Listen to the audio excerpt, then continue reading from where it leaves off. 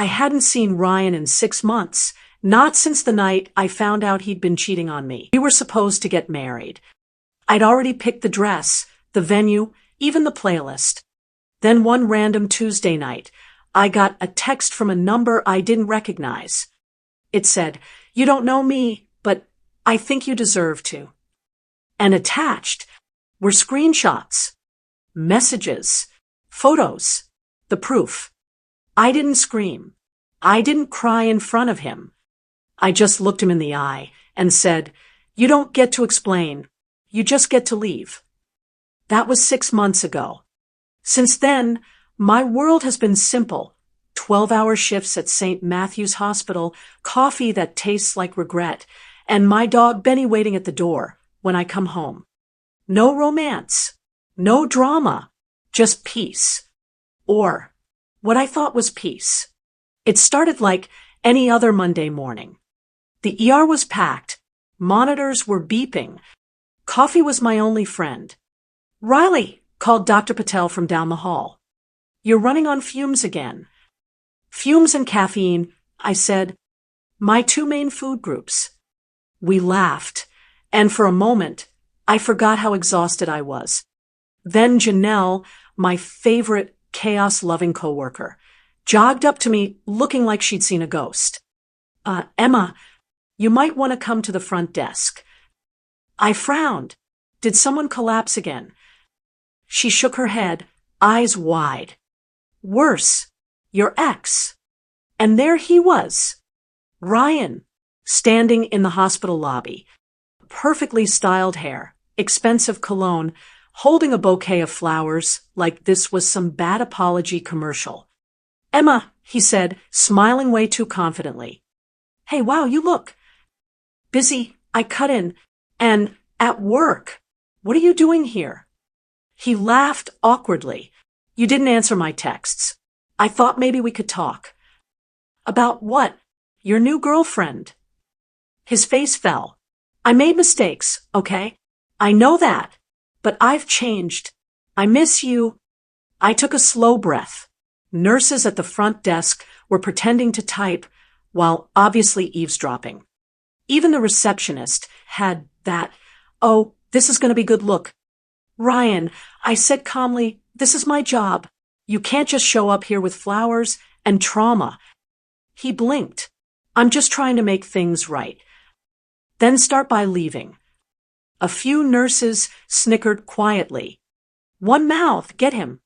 Ryan's smile cracked. "Come on, Emma, don't do this here." "You're right," I said. "Let's not do this anywhere." That's when Andre, the hospital's head of security, appeared. He's 6'5", built like a refrigerator, and has the gentlest voice in the world. "You good here, Nurse Riley?" he asked, folding his arms. I looked at Ryan, then back at Andre. "I'm great," I said, "but this visitor seems a little lost." Andre nodded. "Say no more." Within seconds, 2 security guards appeared like guardian angels in navy polos. Ryan's face went red. "Wait, this isn't necessary." "Sir," Andre said politely, "you're disturbing hospital staff. Let's head outside." "Emma, please." I smiled and gave a small wave. "Goodbye, Ryan." The moment he stepped out, someone at the front desk started clapping. Then another. Then the entire lobby joined in. The sound echoed off the walls, loud, hilarious, freeing. Ryan turned back, red-faced, as the automatic doors closed behind him. And I just stood there, smiling. Not angry, not sad, just done. When my shift ended that night, I walked out into the cool air feeling 10 pounds lighter. I didn't need closure. I'd already given it to myself.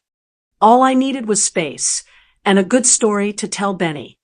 Driving home, I rolled the windows down and laughed out loud for the first time in months. Benny barked from the passenger seat, wagging his tail like he understood every word. "Yeah, boy," I said, scratching his head. "We're really done this time." At a red light, I caught my reflection in the mirror, tired eyes, messy bun, but smiling. Not the forced kind of smile. A real one. When I got home, I tossed my scrubs in the laundry, made tea, and sank onto the couch. The flowers Ryan brought were still in my bag. I pulled them out, stared for a second, then handed them to Benny. He sniffed them, sneezed, and walked away. Exactly, I said, laughing. The next morning at the hospital, the whole staff was buzzing. Apparently someone had caught the scene on video. Just a short clip of Ryan being escorted out while the nurses clapped. It had already made the hospital group chat. Caption, when your ex forgets HIPAA and boundaries. Even Dr. Patel saw it. She smirked at Emma during rounds. You handled that with style.